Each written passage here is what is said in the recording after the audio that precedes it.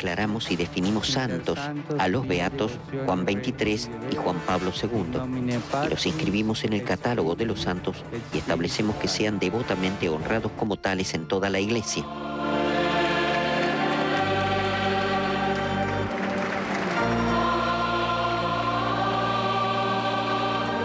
Cuando ellos rechazan de plano la posibilidad de una amnistía, nosotros entonces recorremos el camino democrático.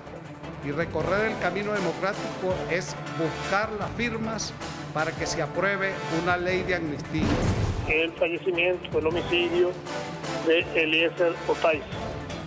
Eliezer Otaiza, un viejo compañero, camarada, amigo, compañero de la Fuerza Armada, un hombre del 27 de noviembre, sin duda alguna, un cuadro importante para la revolución. ¿Por qué dejan que mueran venezolanos por falta de insumos? ¿Por qué les cuesta tanto resolver? ¿O es que acaso los compromisos con Cuba son más fuertes que con los venezolanos?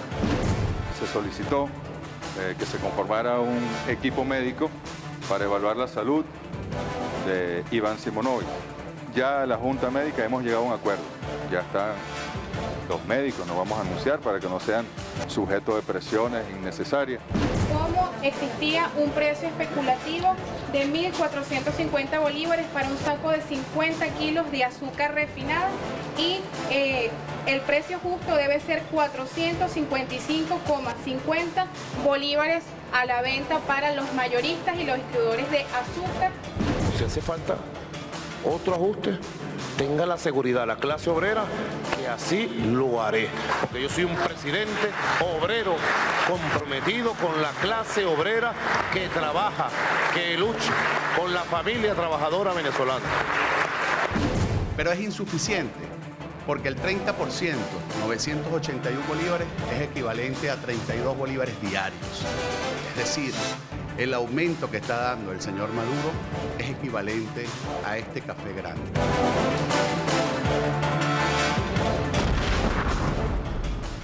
Hola, ¿qué tal amigos? Les saluda Margarita López y gracias por acompañarnos en la Semana Venevisión. Para analizar las noticias más importantes de los últimos días, contamos con Omar Lugo, periodista, analista de economía, y Thaís Gómez, de la ONG Periodistas por la Verdad. Bienvenidos, muchísimas gracias por estar aquí. Comenzamos. El presidente Maduro anunció un aumento de 30% en el salario mínimo que beneficia a trabajadores y pensionados y que entró en vigencia este 1 de mayo.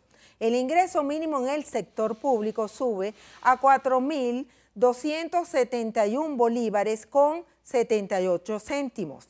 Para algunas organizaciones sindicales el incremento es insuficiente. Sueldos versus inflación. El salario mínimo con el aumento del 30% quedaría en 4.251 bolívares. Y con la suma del ticket de alimentación daría el ingreso mínimo legal de 5.602 bolívares. Estaría aumentando un 43% solo en el año 2014. Que todos los decretos, todos los aumentos por la vía de decreto corren el peligro que siempre corren, que nunca le ganen la carrera a la inflación. Se hizo un aumento moderado, a mi juicio responsable, por parte del Ejecutivo Nacional. Ellos han sacado las cuentas de lo que pueden pagar y lo que no pueden pagar. En el sector privado es diferente, porque cuando se aumenta el salario mínimo, prácticamente esto atrae a que haya un reconocimiento general de salarios por parte del sector privado. Así que teníamos que esperar que fuera moderado. Ciertamente la vía no es hacer un aumento de salarios por la vía de decreto. Creo que la vía es una comisión tripartita que estudie cómo se hace un aumento de salario para recuperar el valor del salario por la vía de la productividad. El presidente nuevamente discrimina y excluye a la mayoría de los trabajadores en Venezuela a la hora de incrementar el salario mínimo nacional. Pero además, ese aumento del salario mínimo lo hace de manera discrecional, solo tomando en cuenta la opinión de su gobierno y de los de sus afectos. Tiene que ser para todos los trabajadores, sobre todo cuando tenemos una inflación acumulada a marzo de este año en 60% y cuando terminó el año pasado en 56.2% y se estima que en este 2014 la inflación estará en 70% o más. Cualquier incremento salarial en nuestro país, para hablar de incremento, de aumento, tiene que estar por lo menos al nivel de la inflación. Si está por debajo de la inflación, no podemos hablar de aumento. Por eso para mí lo de ayer fue algo chuputo. No es el sueldo mínimo, es que los sueldos ya se van acercando todos aquí, porque no hay aumento general. Tiene que haber un aumento en la escala de sueldos y salarios, y tiene que ser a través de una ley. Hoy lo ratificamos. El gobierno no puede seguir empobreciendo a los trabajadores y tiene que darle respuesta directa. Gobierno y oposición midieron fuerzas en las calles con motivo del Día del Trabajador. Los rojos recorrieron varias avenidas del oeste de Caracas hasta la Plaza Oliari, donde los esperó el presidente Maduro. Los azules, acompañados por estudiantes, marcharon desde el Parque del Este hasta el Marqués. Hoy, en un momento de guerra económica, hay un aumento del 30% para la clase obrera que le garantiza la sustentabilidad en medio de esta voracidad que ha desarrollado el capital en la inflación. Desde la Asamblea Nacional vamos a seguir trabajando por una ley de aumento general de sueldos y salarios y de las cestatiques para los viejitos que dignamente han tenido que ir del timbo al tambo luchando por unas exigencias en materia de seguridad social. El gobierno señala que el aumento aprobado significa en total un acumulado de 43%. Thais, ¿cómo has visto este ajuste cuando la oposición, y lo acabamos de ver en los testimonios, señala que debió darse un aumento general de sueldos y salarios? Buenas noches, Margarita. Gracias por la invitación. Bueno, como siempre, la oposición no tiene acostumbrado a la crítica permanente, a la queja, si se puede decir de algún modo, permanente. Yo creo que, y en eso coincido con el presidente Fede Cámara, en el sentido de que ha dicho que ha sido un aumento prudente. Yo considero que el presidente Maduro ha hecho también un aumento del salario mínimo prudente. Creo que esto está también es coherente con esa política que venía desarrollando el presidente Hugo Chávez durante sus años de gobierno, de todos los años, a pesar de la situación que se presentara en el país. Eso lo vimos durante los años más duros del gobierno del presidente Chávez, cuando primero se dio un golpe de Estado y segundo cuando enfrentamos todos un sabotaje petrolero que prácticamente o casi nos lleva a una ruina, ¿no? Entonces, el presidente, sin embargo, a pesar de esas circunstancias económicas que fueron muy difíciles para el país y que fueron muy difíciles para el pueblo venezolano, incrementó el salario mínimo. Y eso ha sido como, yo lo llamaría como una especie pues de tradición de reivindicar todos los años, todos los primeros de mayo, a los trabajadores, a los obreros venezolanos. Considero, sin embargo, que nunca es totalmente satisfactorio, pudiéramos decir que una familia o un trabajador quizás pudiera sentir eso. Sin embargo, creo que es un esfuerzo que sigue haciendo el Estado, el gobierno nacional, por otorgar ese beneficio. Además que no solamente es que otorgar un beneficio, no es un beneficio en sí, sino que es el derecho pues del trabajador año a año de recibir este aumento. Creo que siempre, cualquier medida siempre va a ser criticada, siempre va a ser cuestionada, con o sin fundamentos, y aunque hubiese sido un aumento del 50, el 60%, iba quizás a tener la queja de algunos factores de la oposición. Quizás si hubiese sido mayor, hubiesen argumentado que era mucho, era una carga, iba a ser una carga muy pesada para el sector privado. Sin embargo, te repito, Jorge Roy ha dicho en estas declaraciones que considera que ha sido prudente, y pienso que luego que venimos pues de una mesa de economía de paz, yo no creo que Fede Cámara no estuviera quizás al corriente de que una medida en ese porcentaje se iba a tomar. Ahora, ¿no te parece que se va a convertir en agua y sal si tomamos en cuenta la inflación? Bueno, al final yo creo que cualquier aumento es bien recibido por el trabajador. Ciertamente, bueno, hay aumentos creo que esto estuvo muy cerca del aumento del pasaje que acaba de ocurrir. De incrementarse. Sí, algunos productos, pero también entonces también el gobierno nacional ha lanzado unas medidas, ha hablado de lanzar una nueva ofensiva económica para proteger el salario. Yo creo que es prudente, creo que la situación actual en la que estamos en esta mesa de economía económica, la situación que todos conocemos de la economía venezolana, pienso que ha sido muy prudente y además el presidente ha dicho que si es necesario hacer revisiones dentro de algunos meses de este salario, él hará las revisiones. También ha dicho que, o ha convocado a que y esto es muy importante, que se discutan los convenios, las convenciones colectivas de la administración pública, algunas que están atrasadas, otras que se están firmando este año. Entonces, yo creo que eso es muy importante porque eso va a permitir que quienes están en una escala superior no queden rezagados ante este aumento. Omar, ¿cómo calificas esta medida, este incremento salarial? ¿Es prudente? Bueno, es una buena noticia para mucha gente, especialmente para los trabajadores poco calificados, para 2 millones y tantos de pensionados y de jubilados, pero durará poco. La buena noticia se va a disolver, como tú misma lo acabas de decir, como salía agua. Lo que ha pasado aquí, lo que suele pasar cada año con el aumento del salario mínimo, Margarita, y en mi opinión, Thais, es como si tú vivieras al lado de una constructora, una empresa, y tú tienes tu casita ahí al lado, y cada año con el movimiento de las maquinarias, de las aplanadoras, de todo eso, se te agrieta tu casa, así se te agrieta tu ingreso salarial. Entonces, cada año, el dueño de esa constructora viene, manda unos obreros y pone un friso, empatan la pared rota, etcétera, y te la pinta y te dice, bueno, aquí está otra vez su casa arreglada. Pero después vuelve otra vez con la maquinaria y vuelve a fracturarse. El salario de los venezolanos cada año, se deteriora por la inflación.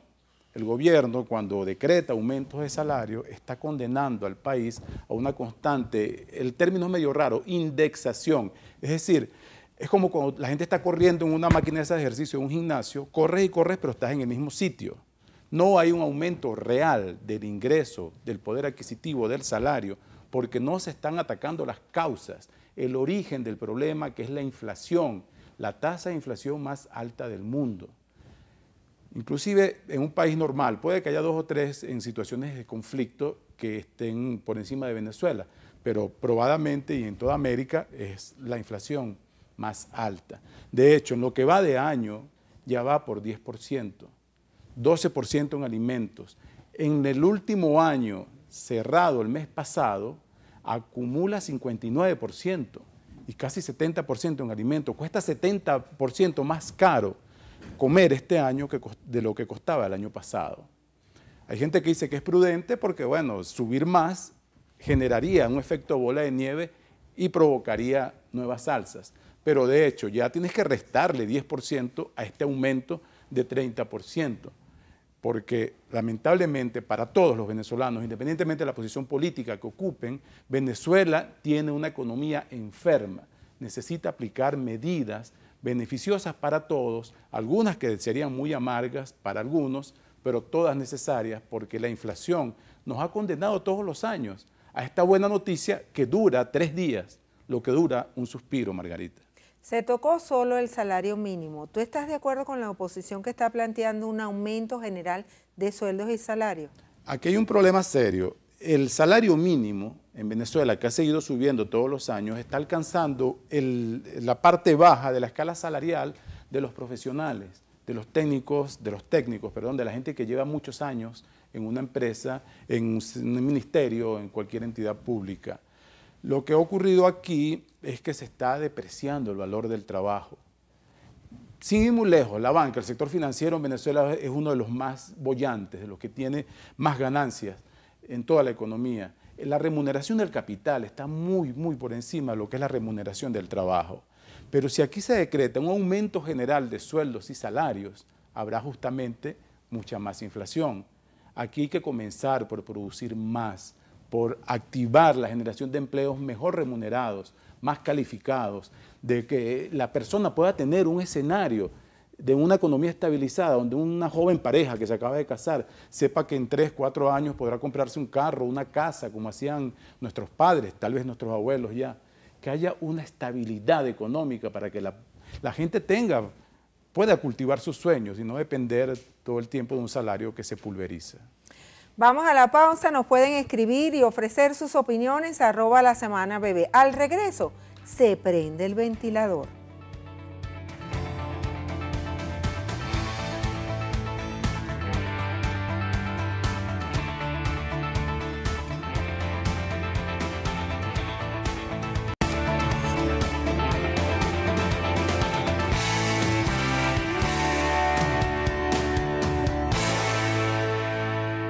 Continuamos con la Semana Venevisión. Conspiración nacional e internacional. El gobierno denunció que en Venezuela se desarrolla un plan insurreccional que obedece a objetivos del Departamento de Estado de Estados Unidos. El ministro Rodríguez Torres dio detalles e informó que por estas acciones se han detenido 58 extranjeros. También mencionó los nombres de algunos líderes de la oposición.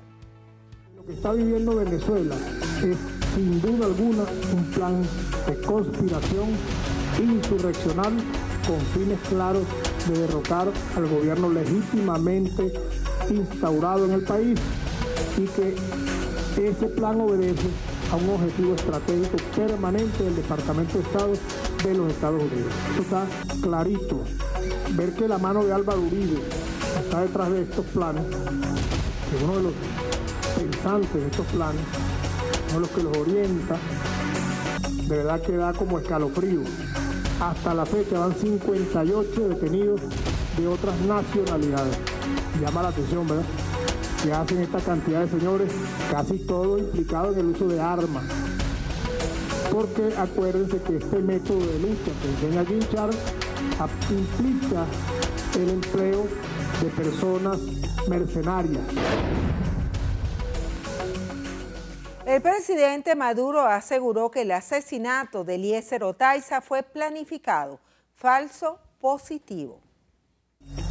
El asesinato de Otaiza fue planificado. El asesinato de Otaiza fue ejecutado como un falso positivo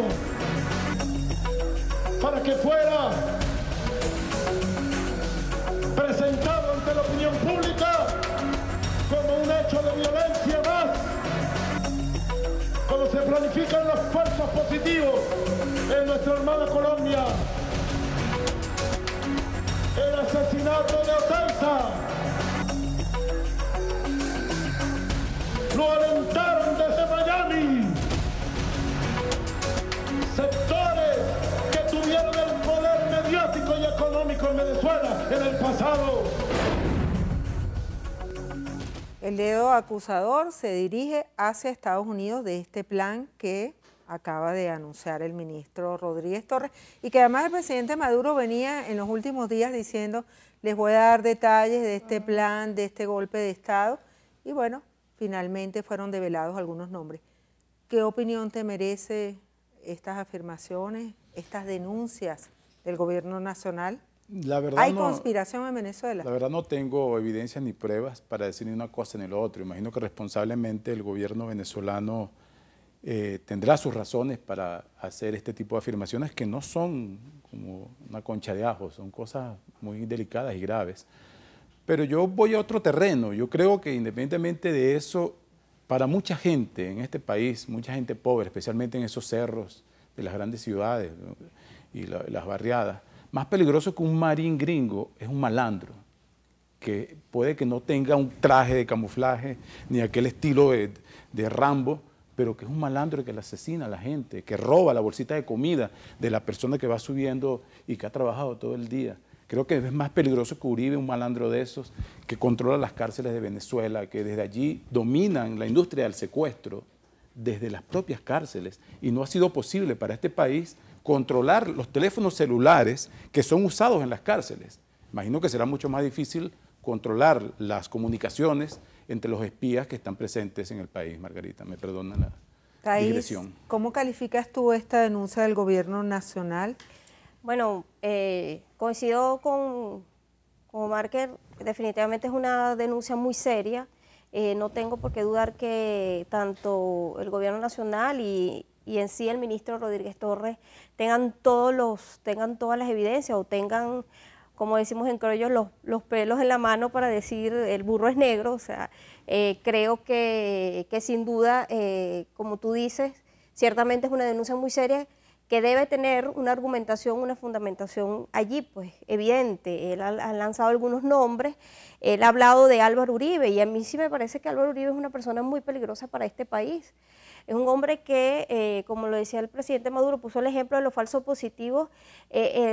Fue una situación que se presentó en nuestra hermana Colombia, en Colombia, en el cual se hicieron pasar a muchos jóvenes, personas muy jovencitas, por falsos guerrilleros, y que fueron luego, hay un sector, hay una población llamada La Magdalena en Colombia, donde fueron hallados cuerpos en fosas comunes.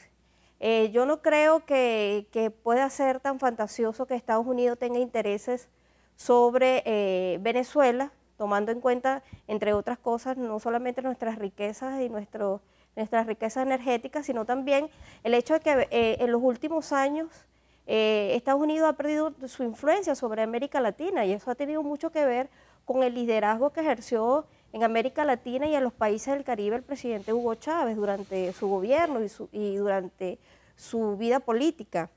Y para quienes no puedan creer que Álvaro Uribe de verdad es un personaje muy peligroso, quien es además ahora senador. Hay un documental que fue hecho por un periodista llamado Holman Morris, que actualmente dirige Canal Capital en Bogotá, que se llama Impunity, y que ha recorrido muchos países del mundo, donde hace una investigación documental sobre precisamente estos falsos positivos, esta situación tan triste y tan cruel que se vivió en Colombia sobre esto. Pero fíjate, Thais, que Estados Unidos acusa a Venezuela de ser permisiva con el terrorismo y señala que hay personas vinculadas con la guerrilla colombiana y con grupos libaneses que están en el país. Pero eso nunca ha sido comprobado. Aquí se ha dicho que en Margarita se estableció una base de Al-Qaeda, y eso nunca fue comprobado. Se ha dicho muchas cosas, pero nunca ha sido probado con documentación que eso sea cierto. Ahora, lo que sí es cierto referente a Colombia, la FARC, es que nosotros estamos haciendo un acompañamiento en las mesas de paz y negociación que está haciendo Colombia, que son históricas y que puede devolverle a Colombia, después de más de 40 años de guerra, la paz. Omar, el elemento o los elementos que rodean la muerte de Eliezer Otaiza, ya, y lo vimos también en la afirmación del presidente Maduro de que fue una muerte planificada desde Miami. ¿Hay alguna relación en la denuncia de Rodríguez Torres con lo afirmado por el presidente Maduro? O sea, el plan, el golpe de Estado, la subversión. Bueno, hasta ahora, en lo personal, no como público, no he leído, no tengo conocimiento de alguna evidencia en ese sentido, pero sí he visto más información sobre cómo, y que es bastante posible, dado lo peligroso de esa zona, cómo pudo haber sido un caso de crimen común. Aparentemente este señor se desvió por un callejón sin salida y cayó en manos de una banda criminal que, según dice nuestro colega Víctor Escalona, que es uno de los periodistas de sucesos más respetados de este país, él narra que hubo una fiesta, hubo testigos que vieron un grupo de malandros salir de allí y que se atribuye, según las fuentes policiales que él cita, a este grupo, esta banda de los menores, de haber atacado a el capitán Otaiza, que en paz descanse. Ahora, el ministro Rodríguez Torres dice que es extraño porque fue torturado, y generalmente cuando se produce un tipo de secuestro por malandro, por el AMPA común, no lo tortura, sino que lo asesina. Sí, pero yo creo que la ley y el Estado democrático tiene que tratar a todos los ciudadanos por igual. Ese mismo fin de semana hubo 36 asesinatos en Caracas. Me imagino que todas las familias de esas personas les gustaría a ellos saber quién asesinó a esta gente. El problema en Venezuela es la impunidad, un sistema judicial que no castiga, donde el 93-94%, si no me equivoco, de los casos de asesinatos no son resueltos ni castigados. Como país tenemos mucho que construir, mucho que hacer, y creo que lo debemos hacer todos unidos porque el país nos pertenece a todos. Hacemos una pausa muy corta y en breve volvemos. No se aparte de nuestra sintonía, tenemos mucho más en Twitter, @lasemanabebé. Al regreso, pedir permiso.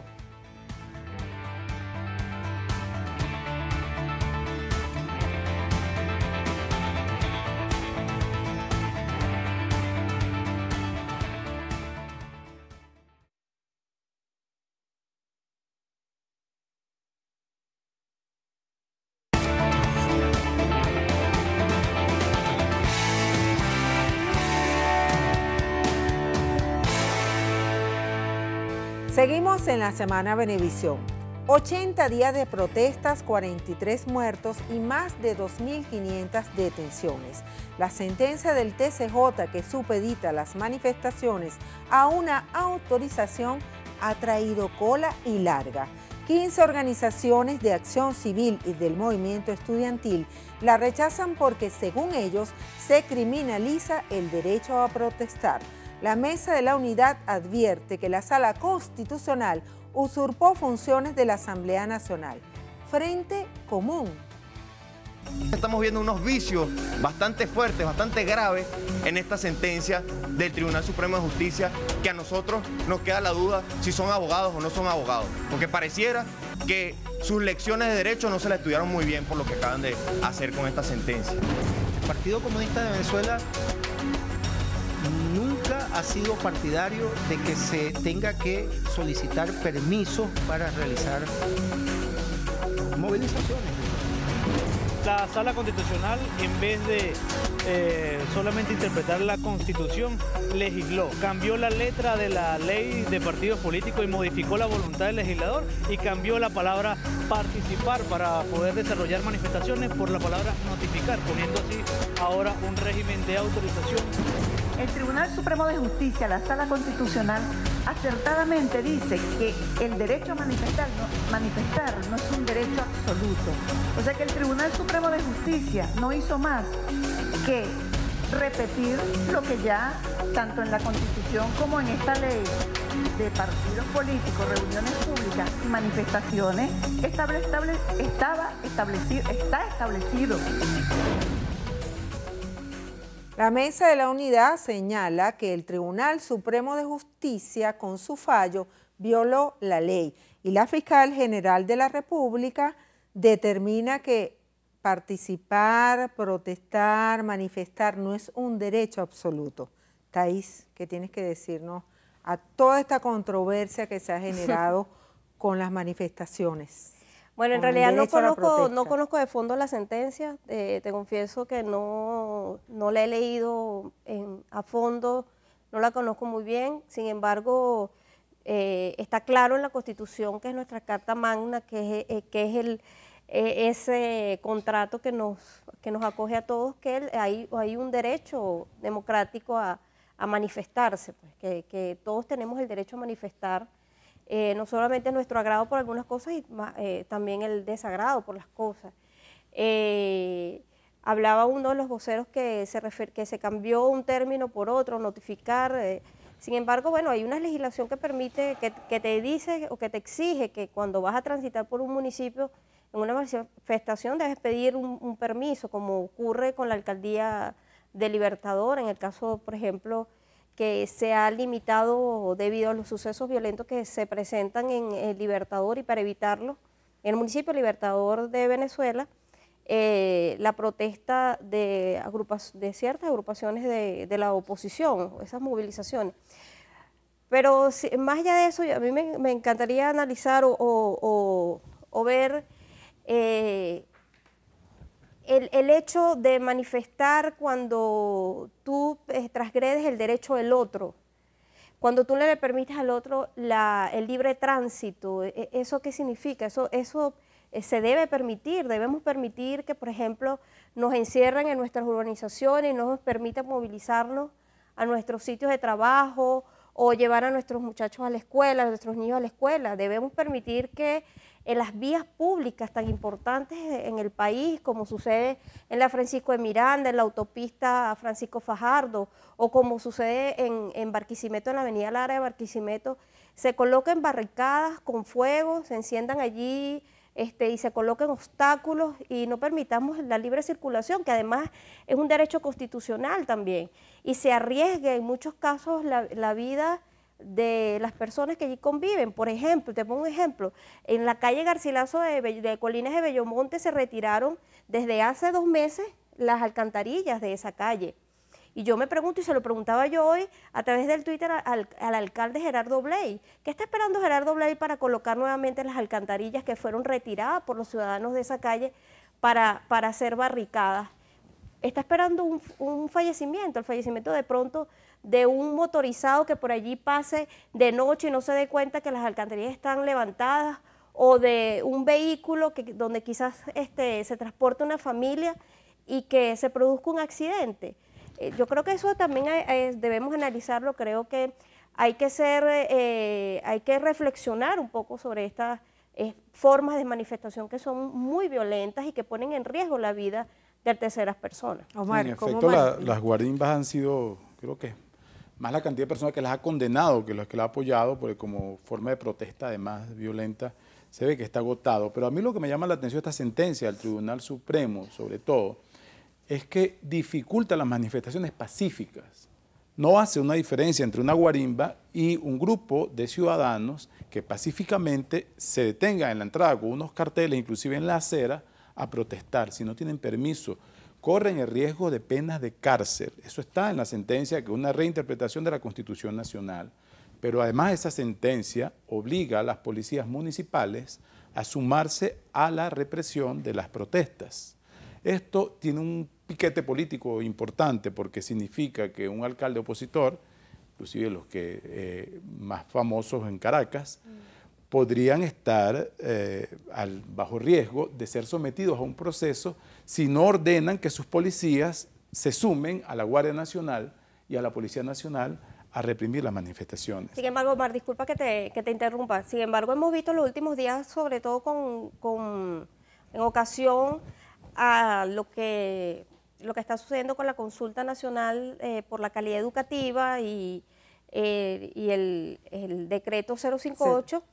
Yo he visto manifestaciones en aceras de personas representantes, padres y representantes en Maracaibo, claro. Las he visto aquí en Caracas, sí, de hecho, muy cerca del colegio donde estudian mis hijos, las he visto, las he observado y de alguna manera esas manifestaciones que son espontáneas o con una organización mínima se han producido, y en realidad yo no he visto noticias que estén relacionadas con la detención de esas personas. Claro, pero teóricamente sí tienen el permiso. Y fíjate que incluso en el estado de Táchira hubo una protesta cerca de un colegio donde incluso se quemaron libros y bueno, allí no hay reflejo en los medios de comunicación que haya habido un castigo por esta situación, ¿no? Entonces... Debe haber un lugar en el infierno para quien queme un libro, ¿no? Independientemente de lo que sea, pero el punto allí también es que tú tienes que ir a pedir a la autoridad respectiva del municipio la autorización. Si te la niegan y de todos modos tu grupo político, por ejemplo, disidente, sale y protesta, la persona que solicitó y a la que le fue negada la autorización es la que se expone a la pena de cárcel. Estaría violando el fallo del Tribunal Supremo de Justicia, y ya hay un precedente en los alcaldes Ceballos y Escarano. Es un tema complejo, sobre todo un país que está sometido a tanta conflictividad. A lo largo de este programa hemos resumido toda una serie de temas y lamentablemente no hay uno positivo de fondo, Margarita, que nos pueda permitir pensar en que en el mediano y largo plazo vamos a tener un país un poco más tranquilo, más normal. Ojalá que sí, por la convivencia pacífica entre todos en un país que, repito, nos pertenece a todos y tenemos que buscarle salidas viables. Vamos a una pausa muy corta. Recuerde nuestro Twitter, @lasemanabebé. Al regreso, préstamos verdes.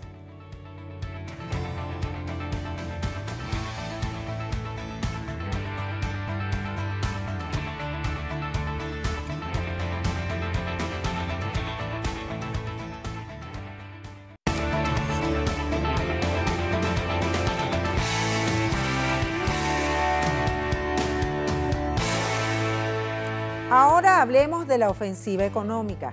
El pasado lunes el gobierno arrancó 3 mesas de diálogo con empresarios en Zulia, Aragua y Monagas. En ese marco el presidente Maduro denunció mafias con la comida.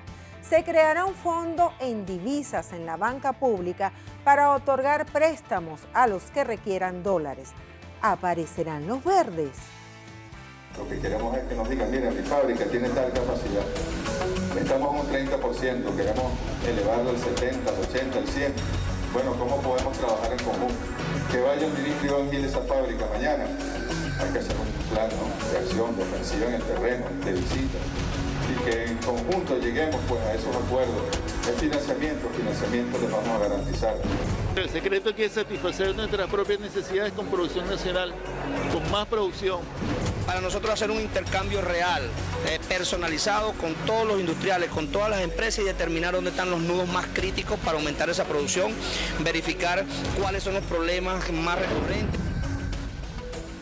Omar, al parecer hay una apertura hacia los empresarios. ¿Tú crees que de verdad le van a dar los dólares? ¿Tú crees que van a aparecer los verdes? Bueno, aparentemente sí es una buena noticia. Hace ratico yo decía que a lo largo del programa tenemos pocas cosas positivas, pero en efecto, como anuncio es muy positivo. La duda es que es algo que da resultados en el mediano y largo plazo, cuando Venezuela necesita urgentemente aumentar el abastecimiento y la producción local de bienes y servicios para poder contrarrestar la inflación, que fue el tema con el cual iniciamos este espacio. Venezuela depende demasiado de importaciones y el gran problema con eso es que estas importaciones llegan abaratadas por el dólar oficial. En promedio está como en 23 bolívares por dólar. Si tú tomas en cuenta el 6.30, el 10 y el 50, el dólar oficial de los 3 tipos de cambio, te lo ubica en 23. Y por cierto, el salario mínimo... promediando el CICAD 2. Promedio, el CICAD, sí, está en, no, el CICAD 1 solo. Sí, CICAD 1 oficial y el CICAD 2, las 3 oficiales, sin promediar otra cosa por si acaso. Esto nos da $184 el salario mínimo en Venezuela, que está entre los últimos 5 más bajos de América. Pero el punto es que Venezuela en efecto necesita una inyección de divisas para pagar deudas atrasadas que tienen los importadores, los empresarios, independientemente de si están con el gobierno o no, deben muchas cartas de crédito por materia prima y mercancía que ingresó al país. Tiene el caso de las aerolíneas, en este caso se debe por servicios, 3.800 millones de dólares. Las aerolíneas es un punto importante, no solamente se trata de viajeros de vacaciones, también gente que viene a hacer negocios o va y sale a hacer negocios. Venezuela tiene una escasez crónica de dólares, paradójicamente porque es un país petrolero que tiene las mayores reservas de petróleo del mundo que alcanzarían para 700 años a la tasa de exportación de producción actual. Esperemos que de verdad estas mesas de diálogo sumen voluntades y que el gobierno tome en cuenta las razones estructurales de peso, es decir, las razones de fondo por las cuales la economía venezolana, la producción privada es tan competitiva, tan poco competitiva, que por ejemplo los pollos importados salen mucho más baratos que los criados acá, que un kilo de carne brasileña sale mucho más barata, importada por el propio gobierno, que la producida en el llano venezolano. La mozzarella uruguaya, por ejemplo, vale la mitad que el queso llanero. Eso es una gran distorsión. Es bueno para cuando tú lo vas a comprar, pero a largo plazo para el país es muy negativo que tú dependas tanto de importaciones teniendo tanta tierra, tanta agua, tanto fertilizante, tanto recurso y tanta gente con ganas de trabajar por el país, Margarita.